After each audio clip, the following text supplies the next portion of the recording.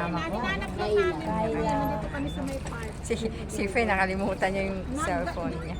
Kayla Bong Hinatid Hampad. kami ma'am nung pulis dyan sa may ano. Sa may transient bibili, tapat ng bahay na Unahin ko pa ka Kayla Transient.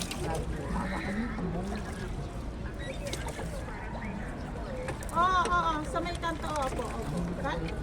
Galing na kami. Sige po, ano na lang. Pagkatapos dito na mag-ano kami, nakasakay kasi kami sa may bangga-bangga. Sige po ma'am, punta na lang kami dyan. Okay, thank you, bye. Sabi ni Carmen, after nito, diretso na daw tayo. Saan? Ayan ba? Kasi baka sumbalak ng bago ng mga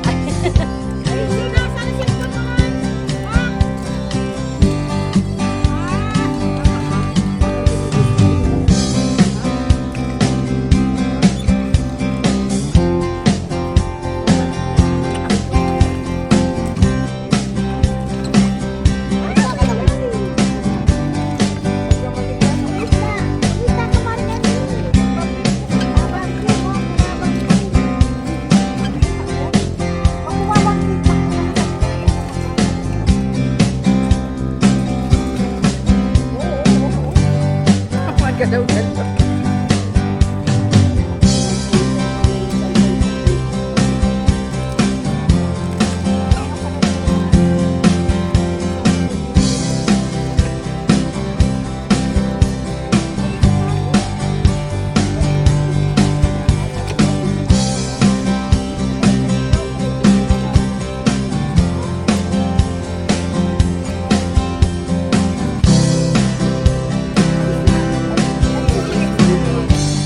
At least na-experience. Pag pumunta kami ng bagay, di ba ako sumasakay dito? Yung sasakay. Di ba nakikita na siya?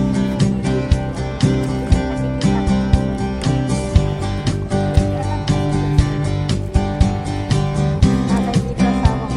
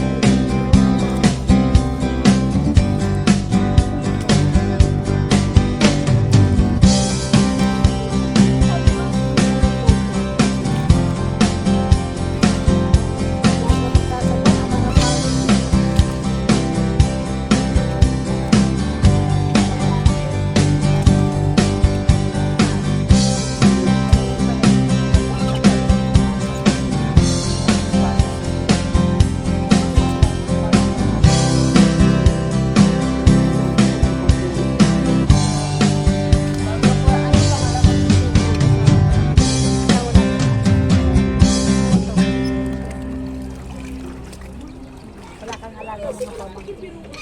Pero malalaki na mga lalaki. Kinukuha ko nga yung pamangkin ko yung isa para ayaw naman sa akin. May din kasi pag walang bata sa bahay. Bago kayo bumaba, pipicturan ko muna nakaparang. Yes. Yes, sure. Basta sa isang tao minsan nagbete sa akin. Nag-iisa kaming cellphone. Sa tao lang yun. Kasi nga, ang yun kasi niya is 210. Tapos may mga others yung tablet na nare-retail ko para dun sa kailangan. Isipin mo may alaga ko na pang 5 days ka kung pumasok ko, manas na manas yung paa niya. Kasi nag-insulin siya, hindi siya nakakaihi. Ngayon, sinabayan ko ng mga tablets, awa naman ng gusto eh. Lupos na yung paa niya. Nakakatakot naman yun. Nakaihi na siya. Tapos ang mukha niya ng dry na dry.